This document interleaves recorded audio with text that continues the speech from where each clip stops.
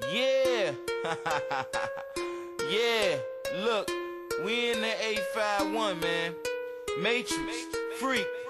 We finna show y'all niggas what our crew, man. The hottest shit alive, baby. Hey, I'm tired of these motherfucking niggas. Right, but which one though? Nah.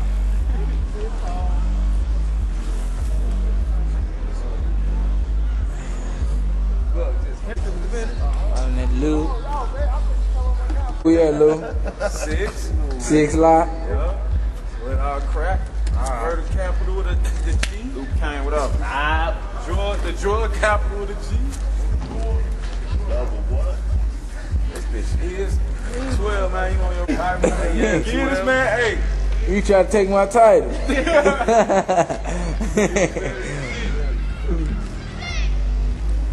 Get out of here, bro. Yeah. People, I'm nobody. I grew up down in the cities. I currently live up in Duluth right now. This is my buddy Jays. He represents a group called Critical Contact. A kind of a big deal up in Duluth. He doesn't like to brag about it, but you know.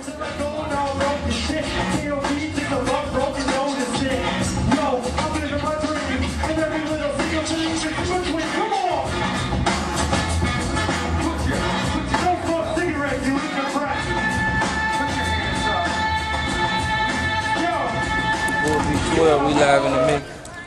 Cool Boy TV. You know what I'm saying? This Crew TV right now. You have just tuned in. You are now rocking with the best. You know what I'm saying? I gotta let that be known. We just been going around talking to a lot of the OGs in the garden. Tell them six. Let's walk with them. 12. Walk up through 6, B. You know what I'm saying? We on the back right now. All of us used to go to Carver. See Carver from down here. Let me get focused. You see that's Carver. Back to a 12. Before I was blessed into the Block 6 game, you know what I'm saying? I stayed in Block 16. You know what I'm saying?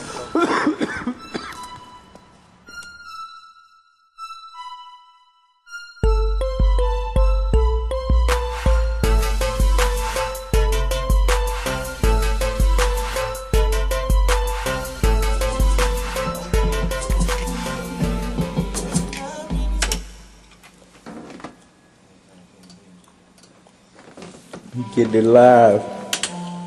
Next Chapter Studios. Working on a girl. It's the body.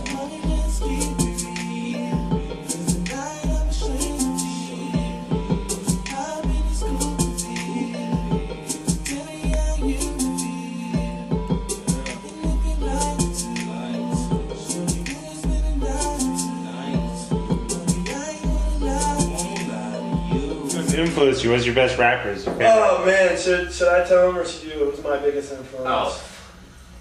I think it's this group called, I don't know if you guys ever heard of it, but it's called Atmosphere, and there's this guy called Slug.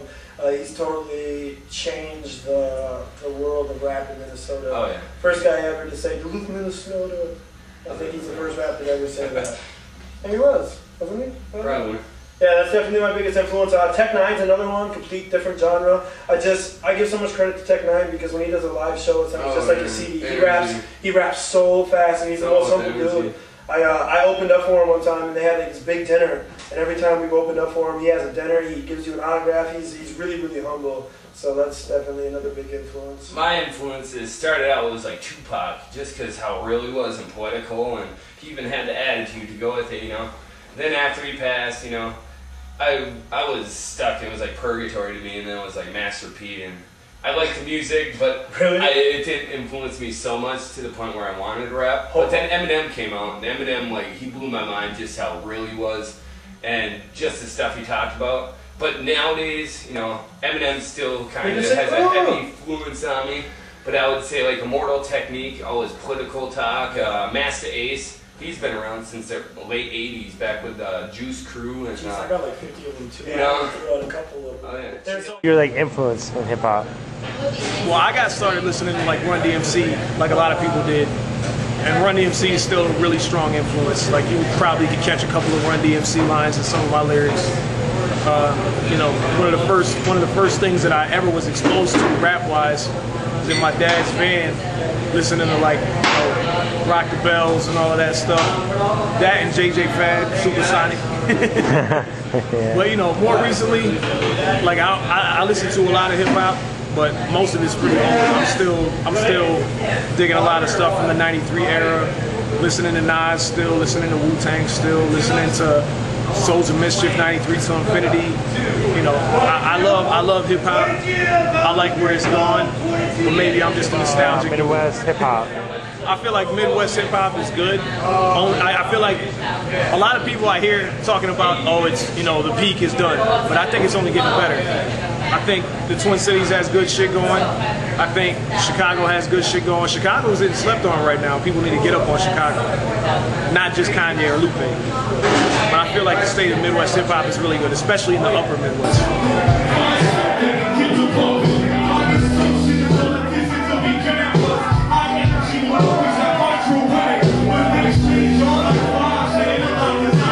Love is.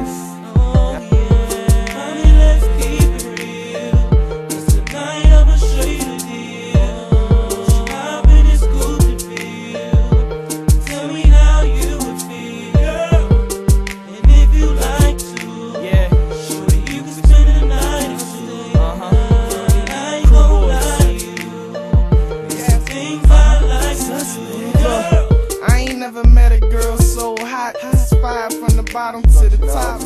I ain't gonna want to be here when it's, let me tell you the truth. I like this. This all the memories. These bricks. Feel what I'm saying? So I gotta take y'all to right here, man. It's gonna be my last time in front of my old crib. Tim slapping in that thing. It's been slapped. You know what I'm saying? Right here. Right here. Already got it. 20 years, 21 years or something like that is, man. The crib boarded up. I'm gone. Donut finna be gone. It's gonna be over. Trade 4 gone. It's finna be the trade 4 gone. Got the end of the trade 4. You ain't no Block 6 legend, man. Something for legend. So they gonna dig up the block and I'm gonna still be here. Waiting up, getting off. All right. It's your boy Mills, you know. Yeah, what's good, man? Man, get his ass. Young in the game, but yeah, man, shit, 6, man. The court used to be right there. You don't know about that, man. The court. That's the lot we was in. It ain't the court, ain't even there no more. Kurt used to be right there. Kurt gone. You know, Cap need. It's gone. 6. It's gonna be over. Yeah, that's how we doing it, man. No cameraman. Came, man. We ain't got no cameraman right now. That's how we doing it. You know what I'm saying? We on a little tight but we still gonna make it do what it do, make it hot. You know what I'm saying? This bootleg as hell. You know what I'm saying? We out here Block 6, Crew Boy TV. Holla. Yeah. That's what you got.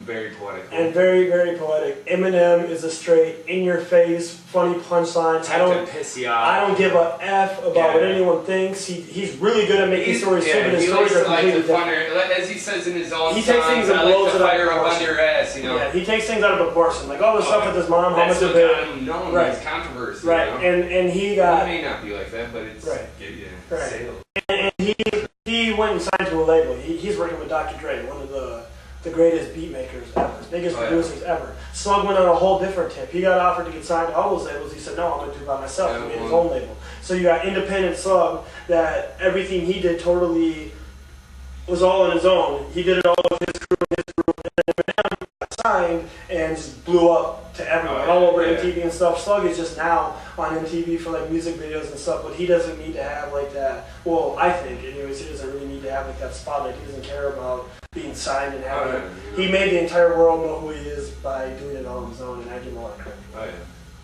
That's the role. Where do you see underground music going? Like, where do you hope to see it go? Right now, like I think the truth is, it's not really about underground. It's about regions. Like record labels are failing big record labels are a thing of the past almost. It's about regional artists doing well in their region. You might see an artist that's huge in the Midwest that either coast has never even heard of, or vice versa. You might see artists that are gigantic on the West Coast that we've never even seen before. I think that there's a good thing about that. There's a beauty to it. People who can transcend that are going to be the next superstars. Back in the day, Johnny Cash toured the South and only had a circuit of like 8 states. And like now, he's remembered as one of the best musicians of modern times. So I think that we're going to see a lot of people that are very regional, doing really amazing stuff, and making a good run at it just in their region. It's not all about iTunes downloads. Everybody wants to see you on a stage. All right, man. That's it.